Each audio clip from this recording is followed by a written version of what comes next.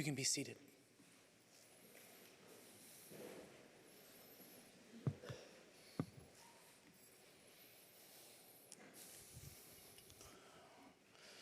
We wish we weren't here in this moment. It's hard to be here now. It's heavy and full of sorrow. And to be here in this moment is sacred. Deep, abiding, sacred obligation. To bear witness, to honor and celebrate the life and legacy and love of Eric, of Opapa. To be with a family in their grief, to offer comfort, consolation, presence, those moments where there are no words that fix it, no words that can make anything better, but we're here, and together, surrounded on all sides by love. So as we gather to remember, this morning we'll share stories, speak of legacy and memory, offer ancient words that ground us in something bigger and deeper when the world feels broken, when the ground beneath our feet is unsteady. In moments like this, we often turn to the 23rd Psalm. We know that one. Right? It speaks about the valley of shadows. And that's where you feel like you're sitting right now. It feels dark. Just sit. Feel the wall of darkness rising high.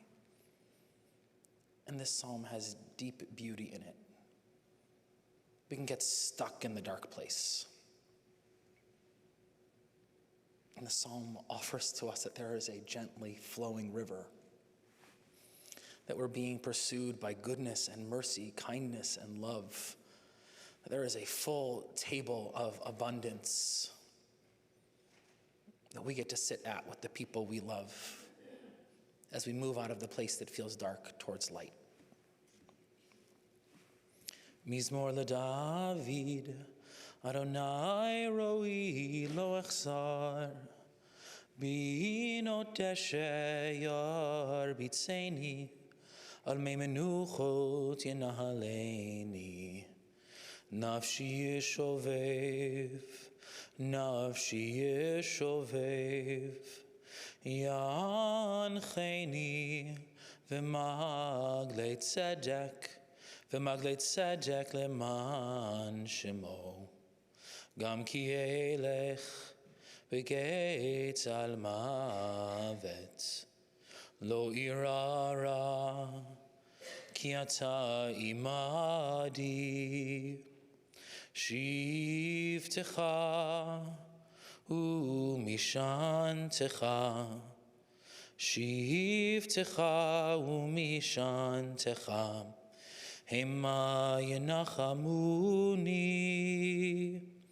taroch lefanai shulchan, taroch lefanai shulchan, taroch lefanai shulchan, neged sorerai,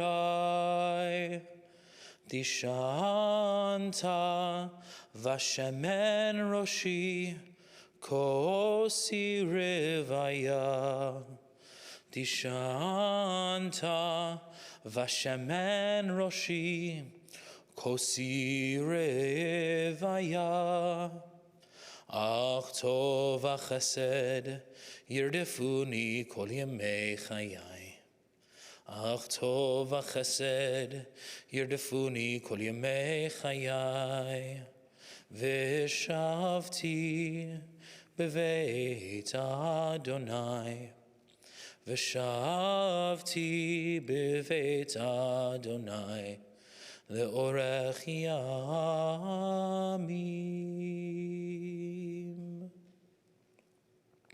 Adonai is my shepherd, I shall not want. God makes me lie down in green pastures. God leads me beside still waters and restores my soul. Adonai, you lead me in right paths for the sake of your name. Yea, even though I am walking in the valley of the shadow of death, I will fear no evil, for you are with me. Your rod and your staff, they comfort me.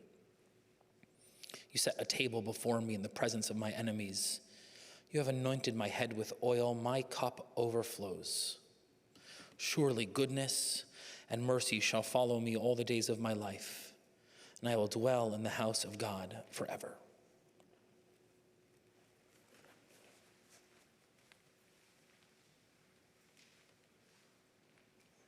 Deborah.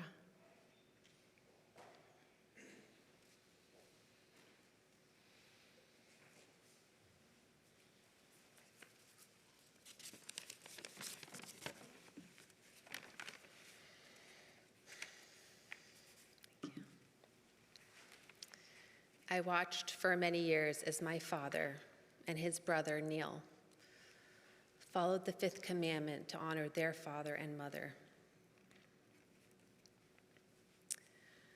I originally chose to defer the eulogies for my father to my brother and my mother because I know they will speak from my heart as well. Nevertheless, I would like to say a few words to honor my father. As Doug and I were discussing this morning, my father's death happened slowly and then all at once. And the unexpected finality has been hard for me to accept. I am deeply grateful to my father for the legacy he leaves for his descendants and for all of the people who knew and loved him. He worked so hard to change the trajectory of our family's story. His parents struggled for their very existence as children, whereas now we lead comfortable lives with access to all of the tools we need to continue his work to make this world a better place. This world needs more Eric Hemels, and that is where we all come in.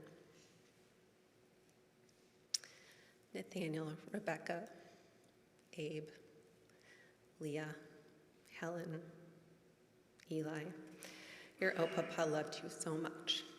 His memory will truly be a blessing.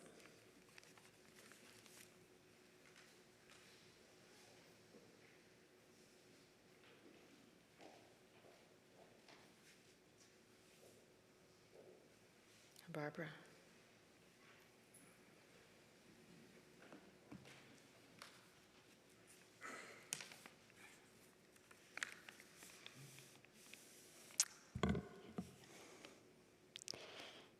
If I had been able to have had one more conversation with my beloved husband, Eric, before he died, this is what I would have said to him. Eric, my love, we were so lucky. We've had an extraordinary life together, quite a ride.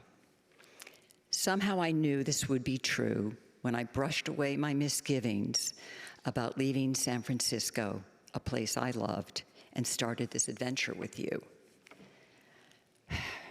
When I first met you, I fell for those beautiful bedroom eyes and aquiline nose of yours. You were a brash young man, a bit arrogant, and just finishing your PhD at Stanford. You were also working part-time for a conservative think tank in San Francisco. You were quite the contrarian, and so different from the very liberal crowd I hung out with. We went back and forth for about a year. I was disappointed when you decided to take a job with Senator Daniel Patrick Moynihan once you earned your PhD. I decided to stay in San Francisco, where I was about to start a new job with a small law firm. But then we took our first great adventure together. Somehow I agreed during the summer of 1979 to help you drive your bright, yellow Honeybee Datsun, probably the cheapest car on the market at the time, across the country to Washington, D.C., where you would start your new job. The plan was to stop in Aspen and visit my family, and in Chicago, where we both had relatives. You would then fly me back to San Francisco. During that car ride, We talked and talked and talked, never running out of topics. Somewhere in Chicago, sharing a gyro sandwich together, you asked me to stay with you in DC, and this time I said yes. I have never regretted that decision, as hard as it was to leave San Francisco. What did I know then? I knew this about you. Despite our wide political differences, we shared the same values that we each held firmly, including commitment to family and friends. I also knew that I would never, never be bored if I married you. And Eric, you did not disappoint me on that score. You had such an analytical mind, inquiring mind, and approached problems with a scientific quest to discover the truth, not burdened by preconceptions or a result you wanted. Even if I did not agree with you, your analysis of an issue often left me amazed and thoughtful and more willing to question my own assumptions. My family eventually forgave me for marrying a Republican, even my very radical older sister, Sandy, who came to love you. And for the record, you eventually turned your back on the Republicans because you were a man of moral courage, although I know you would have said the Republicans left you. Our life together in Washington, D.C. was supercharged and exciting. I will let Daniel get more into that. That's where our two beautiful children were born and where we made lifelong friends who are here today. Jump to 1986, our move to New York, where Wall Street had beckoned you away from D.C. Another whirlwind. With almost a 3-year-old and an infant in tow, we went house hunting.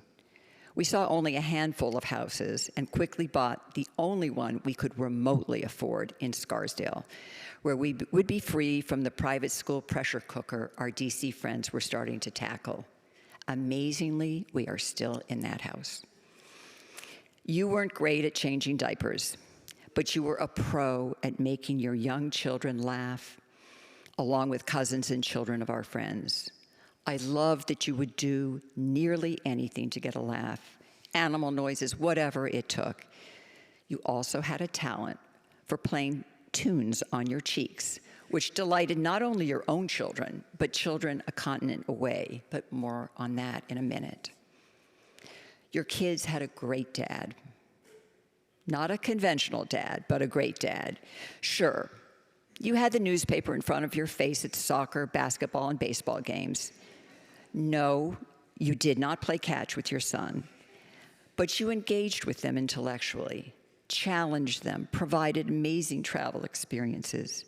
Against my better judgment, you insisted they go to overnight summer camp, an experience you had never gotten to have.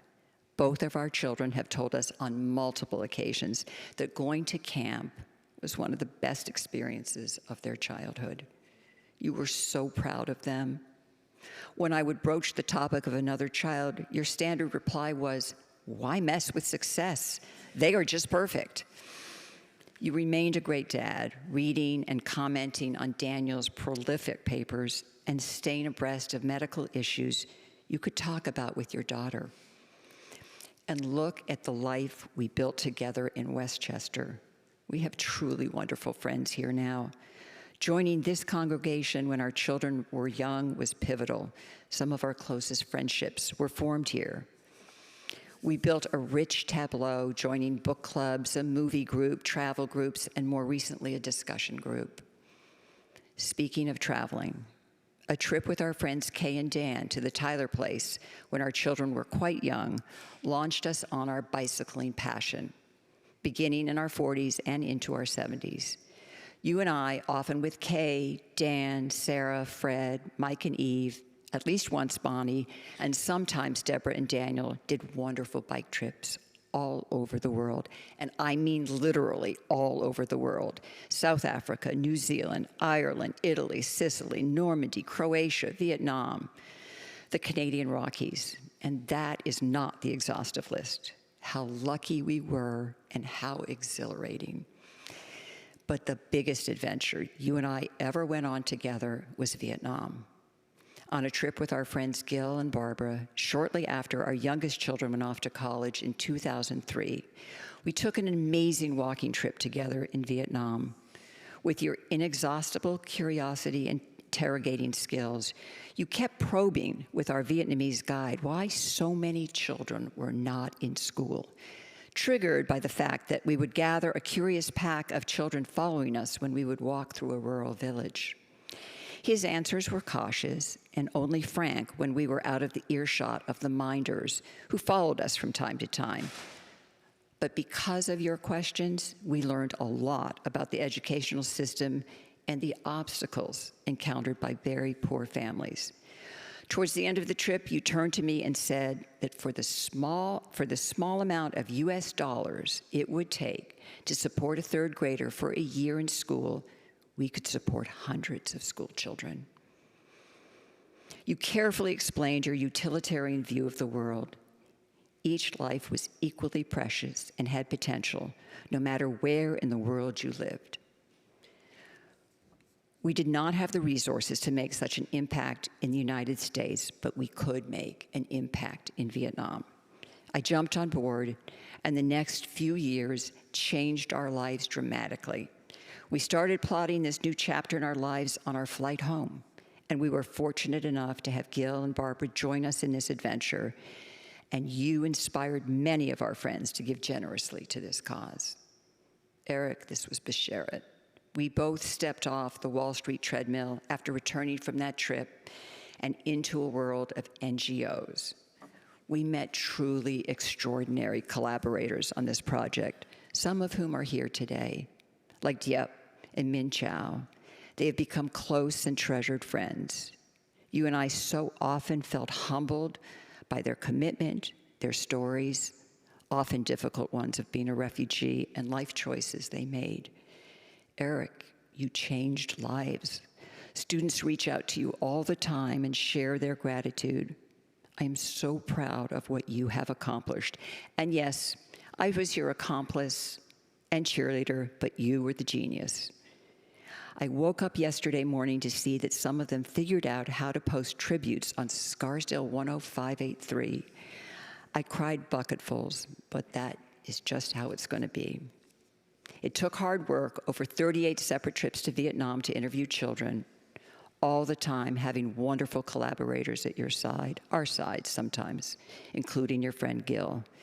You also spearheaded the neonatal program, which manufactured and delivered CPAP units in Vietnam and delivered them widely to regional and district hospitals. This program literally saved the lives of thousands of infants in Vietnam. What a journey we had together. We both knew it was a privilege to do this work, but you did it well, with focus, determination, and a passion. We also got to share one of life's most joyous events in watching our son and daughter meet incredible mates and welcoming 6 beautiful, remarkable grandchildren to the fold. Until your bike accident in late 2023, you earned the distinction of being a very fun and funny au papa. Again, no diaper changing. But man, oh man, could you do great monkey impressions and puppet play and read Caps for Sale with your eyes closed.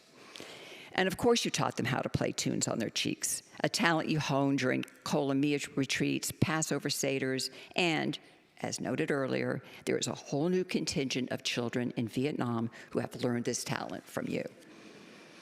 You also subjected your 2 oldest grandchildren to the Kumon math regime and consistently checked their work.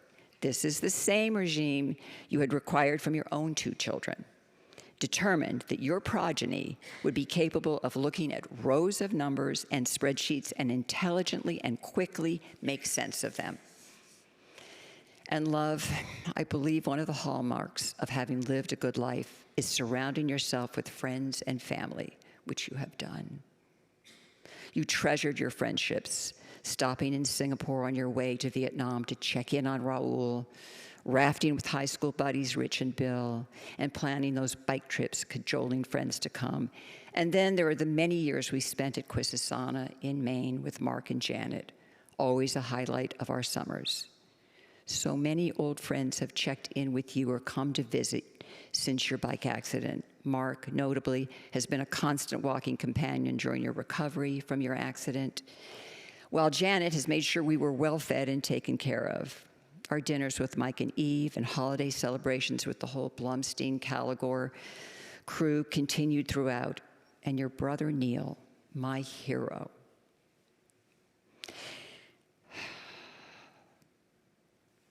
would drop anything on a dime and come and provide companionship and help to us. I wish you knew who was here today and what incredible efforts people went to, taking red eyes from California, Singapore, Canada, Colorado, and Texas to honor and celebrate your life.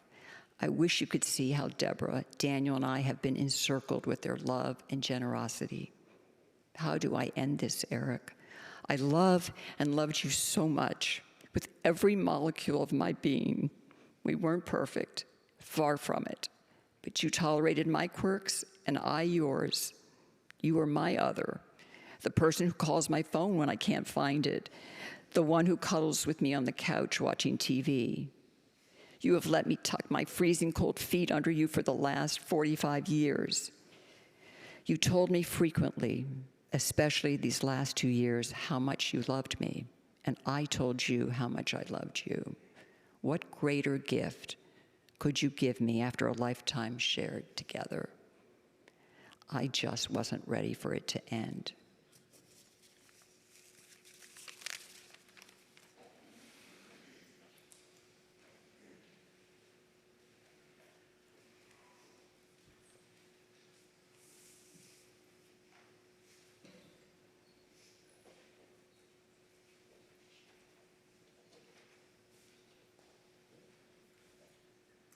I want to take a few minutes to read a book. It's called The Night Gardener. For those who can't see it well, I recommend it later.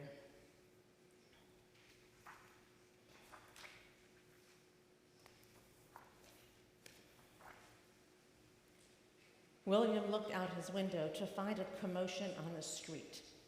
He quickly dressed, ran downstairs, and raced out the door to discover the wise owl had appeared overnight as if by magic. William spent the whole day staring at it in wonder. And he continued to stare until it became too dark to see. That night he went to sleep with a sense of excitement. The following morning, William was not disappointed.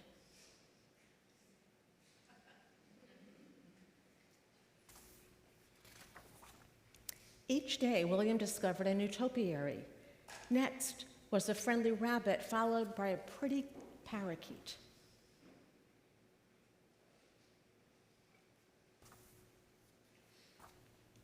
And then a playful elephant. With each new sculpture, the crowds grew and grew.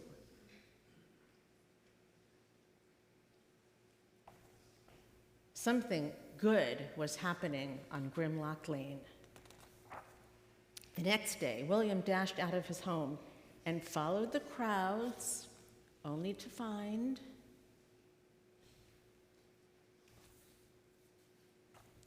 the most magnificent masterpiece yet.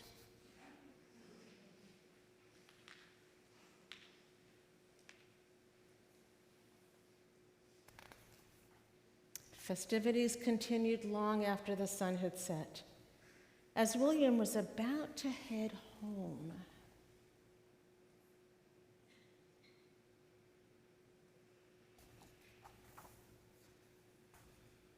he spotted someone unfamiliar. Could it be?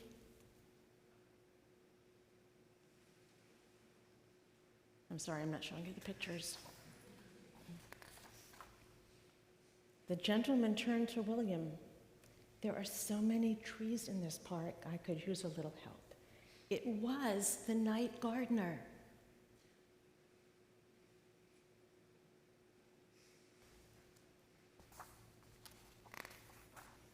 Under the light of a full moon, they worked deep into the night.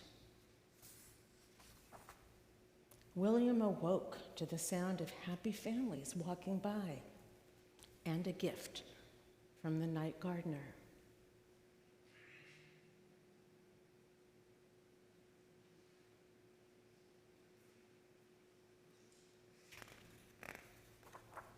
The whole town had come out to admire the night gardener and William's hard work.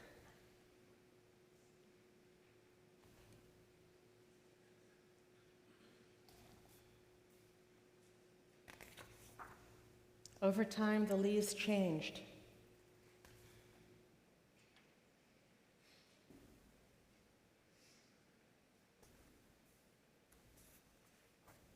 And then fell. And there was no evidence that the night gardener had ever been to Grimlock Lane.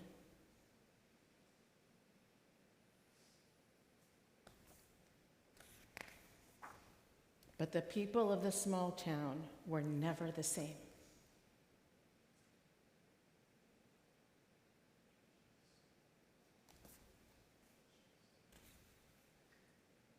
And neither was William.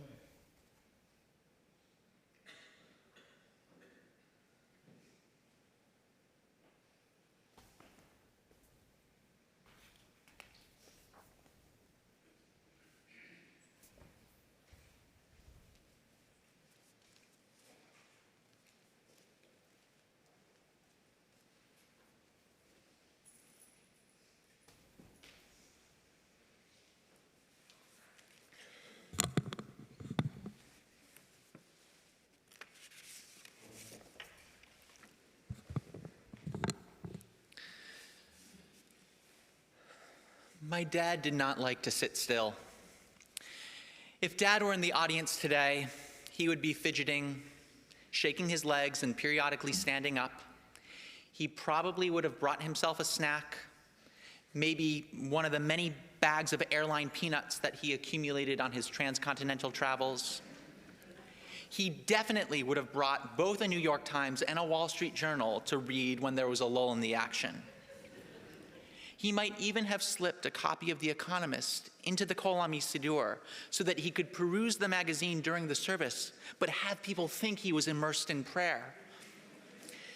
So if you need to stand up, eat a snack, or sneak a peek at a magazine during this eulogy, my dad would certainly understand. My father, Eric I. Hemel, was born on November 9th, 1952, at 4:10 p.m. at the Chicago Lying-In Hospital on the University of Chicago campus. His father, Albert Hemel, born Abraham Himmelstein, was an electrical engineer. His mother, Hertha Kreider, worked until his birth for the marketing research firm A.C. Nielsen, which had just launched its now famous television ratings. Eric's birth certificate gives the middle initial I with no middle name, like the president at the time, Harry S. Truman. The I honored Albert's already deceased father, Eric's grandfather, Israel Himmelstein. Albert, who changed his own last name from Himmelstein to Hemel because his Jewishness was making it harder to find an engineering job, was not about to undo his assimilation efforts by giving his son the middle name Israel, so he stuck with the initial. Eric's parents were not religiously observant, but Jewishness defined their lives. Albert's father, Israel, left Ukraine in the early 1900s to escape anti-Jewish violence. The Himmelstein family later operated a Jewish bakery that delivered pumpernickel bread to customers on the west side of Chicago before going out of business during the Great Depression. Hertha was born to a Jewish pharmacist in Vienna. Her family lost everything except for each other when Hitler marched into Austria in 1938. Hertha managed to escape with her father and sister to Cuba, where she spent months in a refugee camp before being reunited with her mother in Chicago. Albert and Hertha gave Eric a much happier childhood than they'd had themselves. Shortly after Eric was born, the family moved from Chicago's Rogers Park neighborhood to the heavily Jewish suburb of Skokie. But Albert and Hertha's upbringing still showed through in Dad's culinary preferences. From his father, he inherited a taste for pumpernickel, as well as a willingness born out of Albert's experience of hunger during the Depression to eat absolutely anything, preferably with all available ingredients stirred together in a bowl. Well, almost anything. There were 3 exceptions in Dad's case, all of which come with a story of their own: watermelon, cucumber, and eggplant parmesan. From his mother, he inherited a Viennese love for rich chocolate desserts, and especially whipped cream, or as the Viennese would say, Schlag. Dad sought to pass this inheritance down to Deborah and me when we were young children by instructing us to open our lips and tip back our heads as he squirted ready whipped cream straight from the can into our mouths. I'm not sure that Vienna high society would have approved. I'm quite certain that my mom did not approve. When not playing with his younger brother Neil, or his cousins Andy, Sandy, Marlene, and Rhonda, Eric spent most of his childhood buried in books. Abe, my son, you're named for my dad's father, but you take after my dad in your voracious appetite for reading, a passion that you and Opapa shared. Dad was never one for team sports. In fact, I don't think I ever saw him catch or throw a ball, certainly not with me. But as a boy, he loved to go to afternoon Cubs games at Wrigley Field with his Uncle Jack, and Dad always took pride in his family members' athletic accomplishments. In May 1979, days before his PhD dissertation defense, he was cheering for my mom at the finish line of the 7.5-mile Beta Breakers race in San Francisco. By far the most animated I ever saw my dad was in May 1992, when he screamed in glee as my sister Deborah dribbled the ball from one end of Scarsdale Supply Field to the other and scored the winning goal for the 3rd grade Edgewood Eagles against the Fox Meadow Foxes.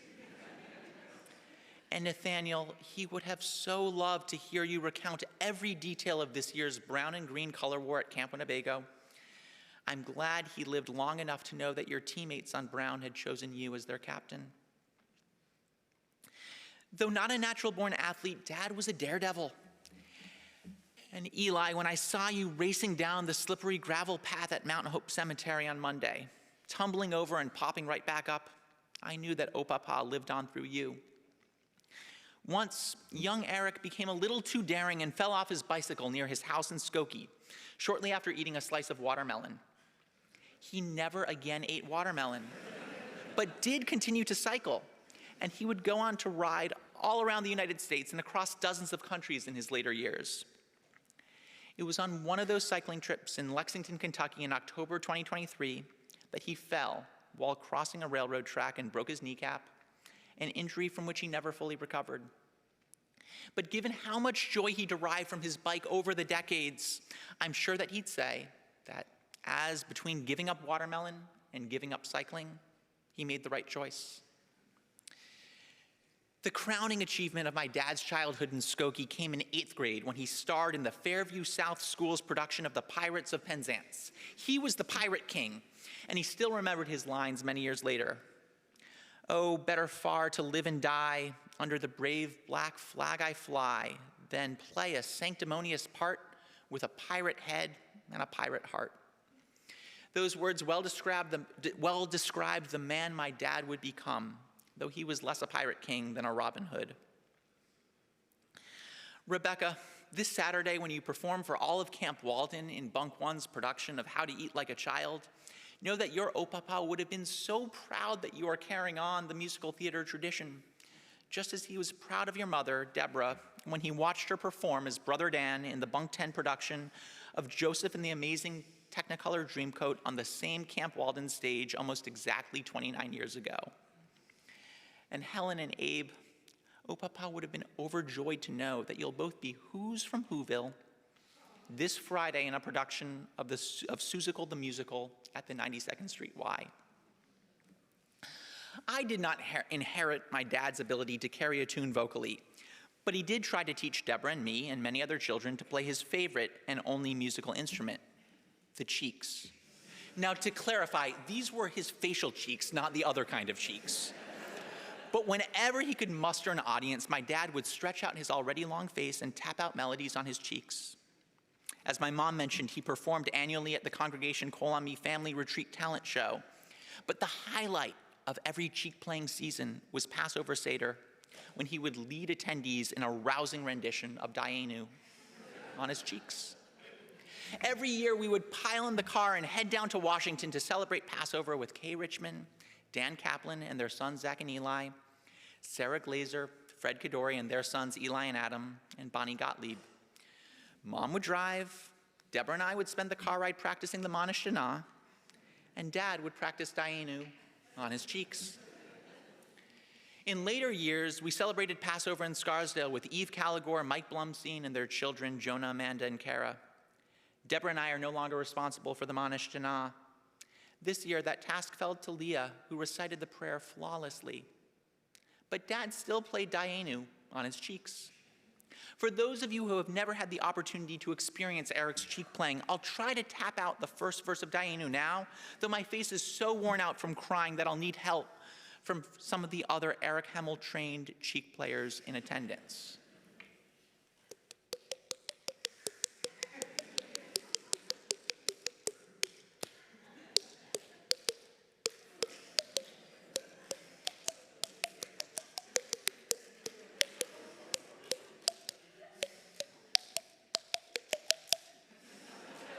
All right, I've gotten sidetracked by the musical interlude, and Dad, who was always straight to the point, would want me to get back on track here. Some characterized him as a no-nonsense guy, but it is hard to describe a man as no-nonsense when he also maintained an active side hustle as a traveling cheek performer. My dad's childhood took a sharp turn westward at the end of 9th grade when Albert found a new job and moved the family to the San Francisco Bay Area. Suddenly, Eric found himself in 1960s California, knowing no one other than his parents and brother, and nothing about his new environs. A 5-foot, 0-inch pipsqueak dropped into the land of redwoods. Fortunately, he found Rich Pierce and Bill Urban, classmates at Los Altos High School who would remain friends for the next 6 decades. And he grew, figuratively, but also literally, shooting up to his final height of 6'1" by senior year. In the summer, he worked at a pickle factory. Rich's father, who managed the factory, got him the job. And while happy to have the paycheck, Dad developed a deep disgust for cucumbers, which he would pick out of salads for the rest of his life. Eric started college at the University of California, San Diego, and transferred after his freshman year to Stanford.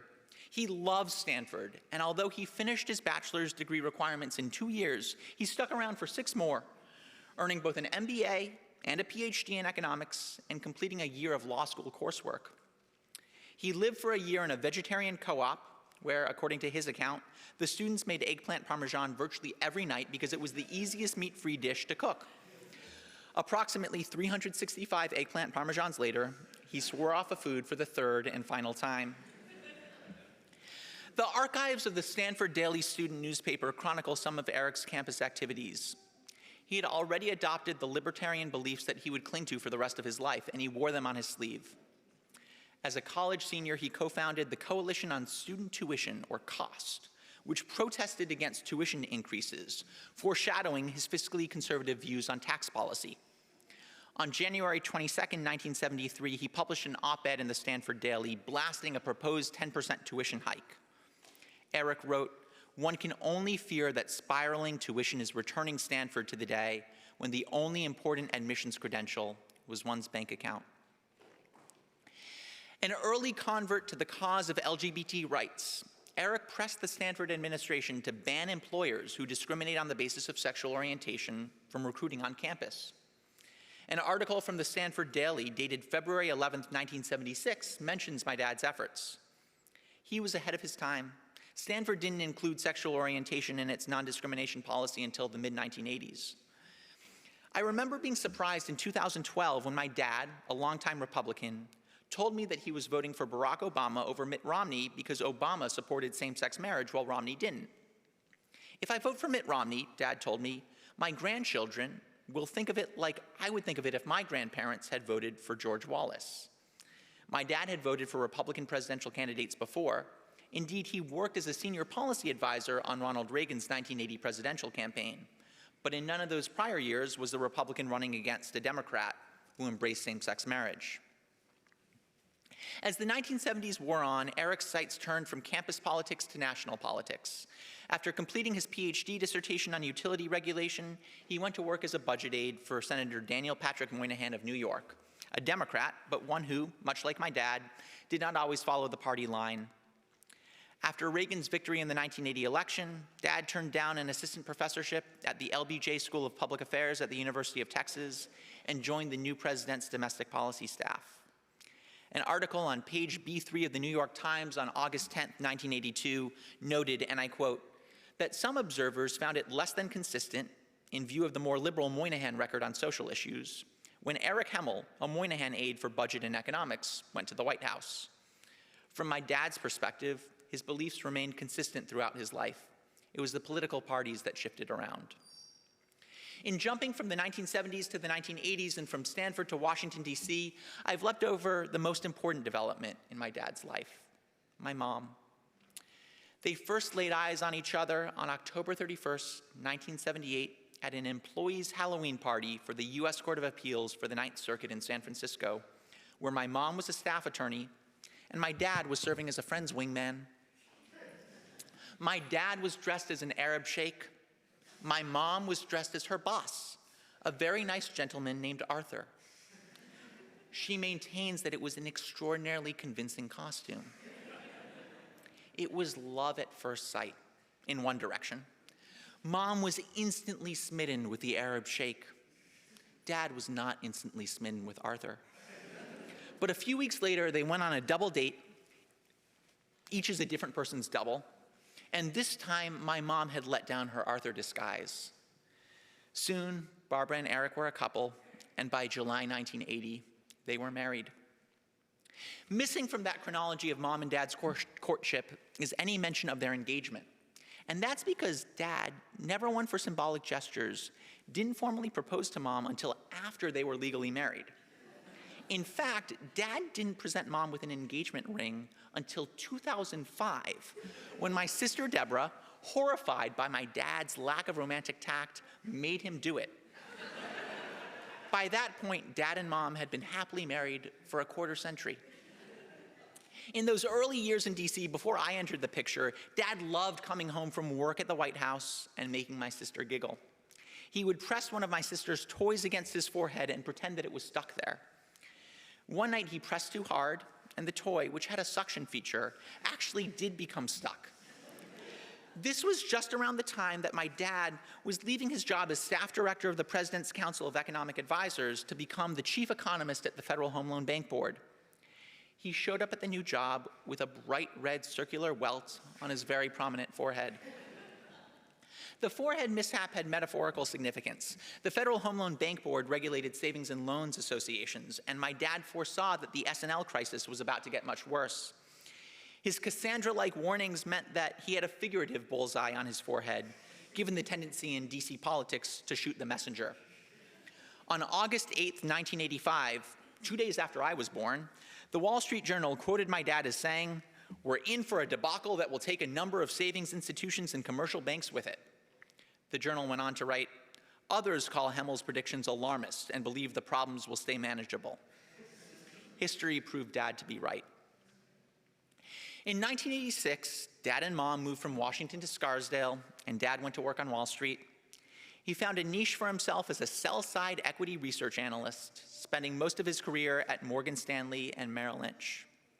When we were young kids, Deborah and I had no clue what a sell-side equity research analyst actually did, but we thought he was probably good at his job. Every October, he would come home with a copy of a magazine called Institutional Investor that rated research analysts and printed a cartoon caricature of the top analyst in each category on its cover. 9 times he was #1 in his field, first when he covered government-sponsored enterprises, and later when he covered real estate investment trusts. The caricatures perfectly captured Dad's impish grin beneath his beard and mustache, and each year the drawing of Dad in the magazine featured fewer wisps of hair on his head. Dad traveled a lot for work in those years, visiting S&Ls and REITs across the country, but when he was in New York, he always made it home in time to read a bedtime story to Deborah and me. Now, later in life, as his grandkids know, Dad was an epic story reader, hooting and hollering in imitation of the monkeys in his favorite book, Caps for Sale, which he loved to read to as many grandkids as he could fit under his arms. But when Deborah and I were kids, Dad still had a lot to learn about reading to children. When Deborah was about Rebecca's age, 8 years old, and Aben and I was Abe and Leah's age, 6 years old, Dad decided that he would ditch the storybooks and read to us from mutual fund manager Peter Lynch's best-selling investment guide, One Up on Wall Street, How to Use What You Already Know to Make Money in the Market. Dad later acknowledged that that was a judgment error. Not because a stock-picking manual made for inappropriate bedtime reading for a third grader and a first grader, but because Peter Lynch was an active manager and Dad wanted his children to be index investors. Dad's own bedtime reading was wide-ranging. He read histories and biographies, he read books about religion, becoming especially interested in Buddhism, and most momentously, he read a book of essays by the Princeton philosopher Peter Singer, published in 2001, called Writings on an Ethical Life. That book changed Dad's life. Singer's utilitarian arguments convinced Dad that he had a moral obligation to give what he could and to direct his giving toward high-impact organizations in low-income countries where each dollar would go farther than in the United States. Dad was still digesting Singer's arguments when he and my mom went on a walking trip in Vietnam in 2003. There, Dad and Mom were stunned by how many children in rural areas were in the fields on weekdays instead of in school. Dad, with my mom and Diep Vuong, who is now president of the Pacific Links Foundation, conjured up the idea of a scholarship program that would pay school fees and provide books and bicycles and after-school tutoring to children from low-income families in central Vietnam. In 2004, Dad left his job as president of a hedge fund to focus on this new philanthropic endeavor. Dad poured himself into the program. Beyond the millions of dollars that he and my mom donated, Dad traveled to Vietnam 38 times, visiting dozens of schools and speaking with thousands of students whom he supported. He took all the analytical horsepower that he once devoted to stock picking and focused it on these students in the SEEDS program, which Diep continues to administer at Pacific Links. This past Monday morning, as my mom mentioned, a local website called Scarsdale1058.3.com published an obituary of my dad, and within hours, more than a dozen alumni of SEEDS had posted tributes to Dad in the comments section. Some wrote in Vietnamese, others in English. One scholarship recipient, Lee Nguyen, wrote, "Though he may no longer walk among us, his legacy continues to shine through the opportunities he created, the dreams he nurtured, and the futures he helped shape. To us, he was more than a benefactor. He was a believer in young people and a gentle force for good in the world." In addition to the SEEDS program, Dad's work in Vietnam included an effort to bring life-saving medical equipment to neonatal units in hospitals in every province. In particular, he focused on ensuring that prematurely born infants throughout Vietnam had access to continuous positive airway pressure, or CPAP machines, devices that are common in the United States, but were rare in Vietnam outside the largest cities when Dad and his collaborators started. Dad personally visited hospitals in 59 of what were then 63 provinces as part of the CPAP project. Hundreds, probably thousands of children in Vietnam, some now in their teens, are alive and well today, but would have died or suffered severe brain damage in infancy if not for those CPAP machines. When Dad wasn't traveling in Vietnam, he was often traveling somewhere else, either with Mom or with Deborah, or with me, or with all three of us. As a father-son duo, we toured Buddhist monasteries high up in the Indian Himalayas. We biked across the continental divide in Patagonia from Chile to Argentina. We had our passports confiscated in Laos for 3 days after we failed to bribe a border guard. Many of my happiest memories of Dad are from this peripatetic period. But the happiest period of Dad's life, without a doubt, began on April 29th, 2015, the day that his first grandchild, Nathaniel, was born. He loved being Opapa, the name he used for his German-speaking maternal grandfather, and the name that his 6 grandkids all used for him. He also loved being a father-in-law, and while he was proud of his own children's professional accomplishments, he was even prouder that Deborah and I each married a steadfast partner and skillful parent, just as he had done when he married my mom 45 years ago. The last 21 months after his bike accident were a struggle, as he battled both physical debilitation and clinical depression. But by this summer, he had turned a corner. He was smiling again, driving again, watching the Game of Thrones series with my mom, and arguing about events in the Middle East with his friends and family.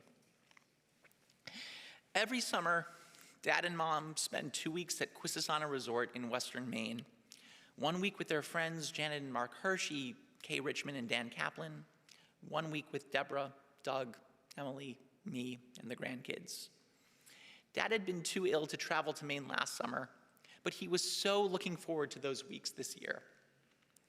On the last night of each week-long session, the camp violinist always plays the song Ashokan Farewell by Jay Unger, which some of you may recognize from Ken Burns' PBS documentary series on the Civil War. If Dad had lived a few weeks longer, this is the melody he would have heard, with all of his beloved grandkids sitting or sleeping nearby. Here they all are now, Nathaniel, Rebecca, Leah, Eli, Abe, and Helen, the greatest joys of his life. And I know that, in his own way, Papa is listening.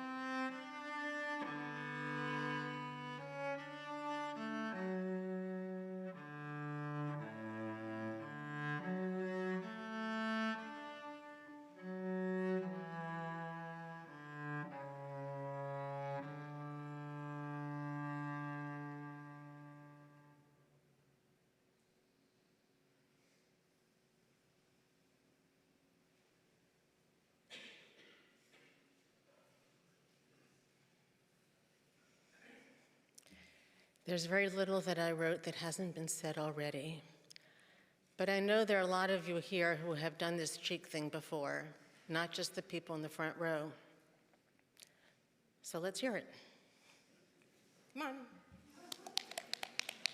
Come on, everybody.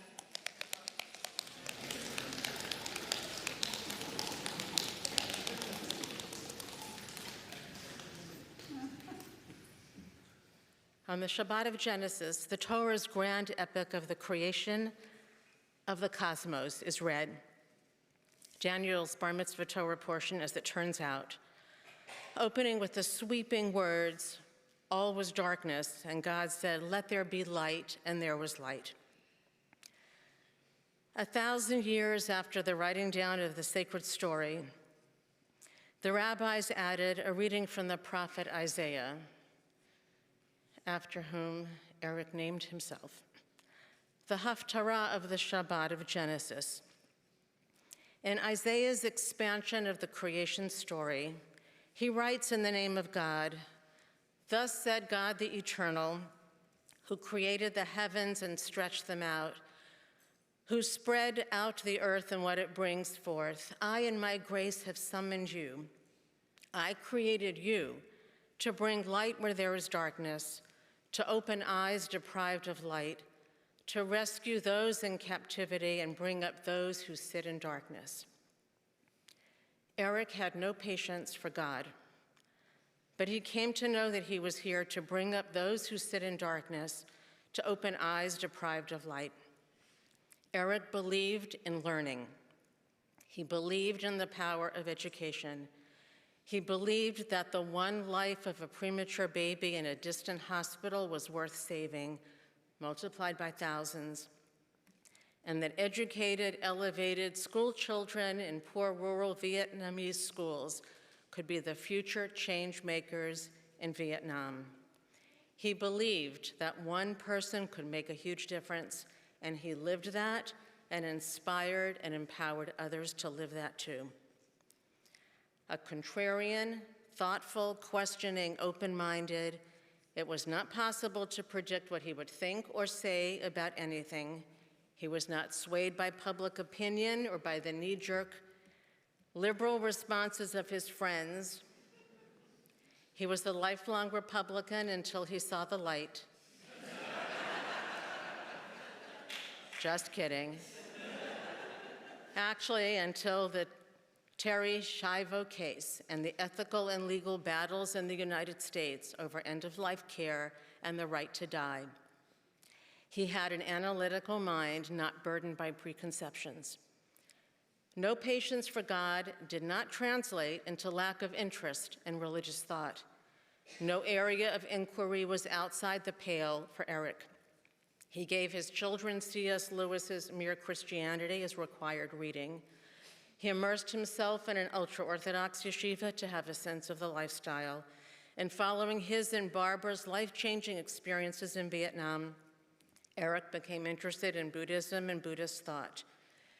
And the book that changed him was Peter Singer's Writings on an Ethical Life. Eric decided he should be more generous, that he could and he must be more generous.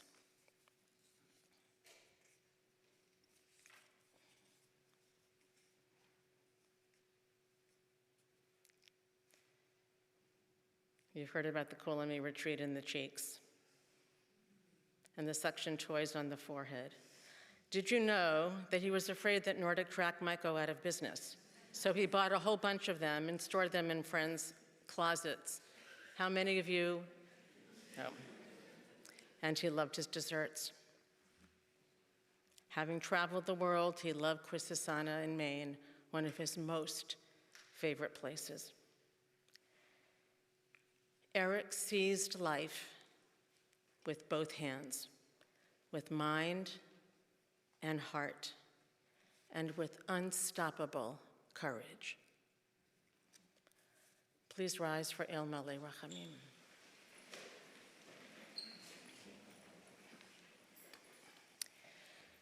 For those who are going to the cemetery, we need you to get into your cars immediately. For everyone else who would like to speak with and hug and talk to the family, we ask you to wait until Shiva. Thank you.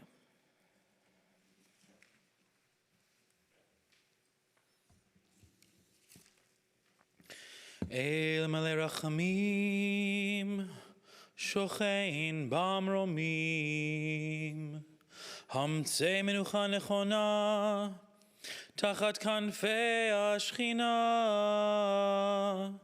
עם קדושים וטהורים, כזוהר הרקיע מזהירים, את נשמת ישעיהו בן אברהם והרצה, שהלך לעולמו, בעל הרחמים, יסתירהו בסתר כנפיו לעולמים. ויצרור בתור החיים את נשמתו, אדוני הוא נחלתו, וינוח בשלום על משכבו, ונאמר Amen. Fully compassionate God on high, to our loved one, Eric I. Hemel, who has entered eternity, grant him clear and certain rest with you in the lofty heights of the sacred and pure, whose brightness shines like the very glow of heaven. Source of mercy, forever enfold him in the embrace of your wings. Secure his soul in eternity. Adonai, he is yours. May he rest in peace. To which we say, Amen. We'll ask you to remain standing as we escort Eric's family out of the sanctuary.